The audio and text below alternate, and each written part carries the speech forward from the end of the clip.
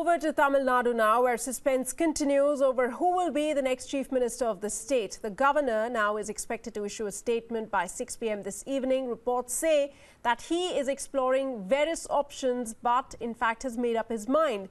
He held a meeting earlier today with the Chief Secretary as well. Let me go across to my colleague Archit Seshadri. He's in Chennai tracking all the latest developments. He is in fact at the Poets Garden, was a short while ago. Archit, what's expected? All eyes on the governor. You broke the story a short while ago that he is expected to give a statement by 6 p.m. this evening. What are the various options he must be looking at? Right, absolutely, Sana. That's sort of the big wait and watch game that everybody's anticipating here.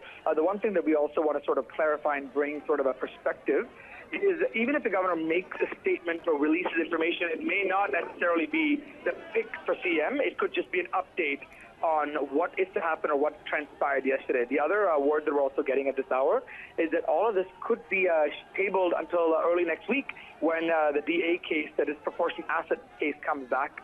So, this is far from over. This is just the wheels of motion are just beginning. But Sashikala, as we mentioned, has not broken her silence. But Paneer Selvam has, and he alluded earlier that there could be good news.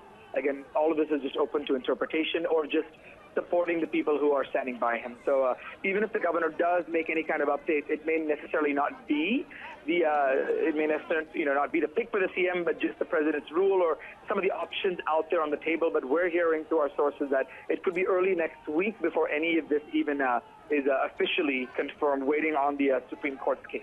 Absolutely. A lot really seems to be depending on what the Supreme Court will say. We do know that it has rejected to hear the matter urgently, the plea there being rejected. But Archit, from practically, what are the solutions at this point in time in front of the governor? We do know Sasikala went in yesterday to meet him. She brought with her letters of support from at least 129 to 130 MLAs, whereas Paneer Selvam just held a 10-minute meeting. Perhaps a lot of speculation as well as to what could have transpired between the two parties during those two crucial meetings with the governor. But what is the sense on the ground that you're getting at this point?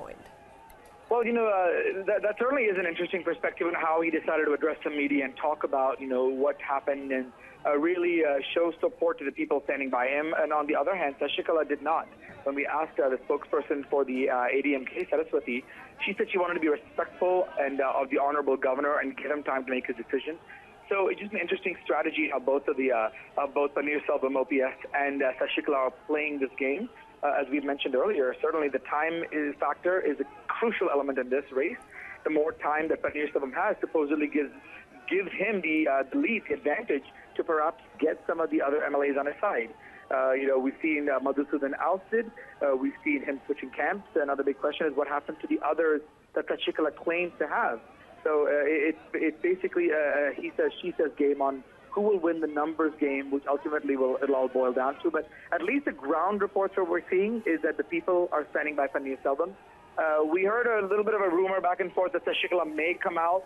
We saw people going in and out of her house at Poets Garden, but at least nothing just yet. And she may not come by and say anything until the DS Sagar, the governor, issues a statement. So they're eagerly watching just as we are. So it really could be anyone's game again. Many of those MLAs still hold up. Right. Archit, do stick around. I'll come back to you.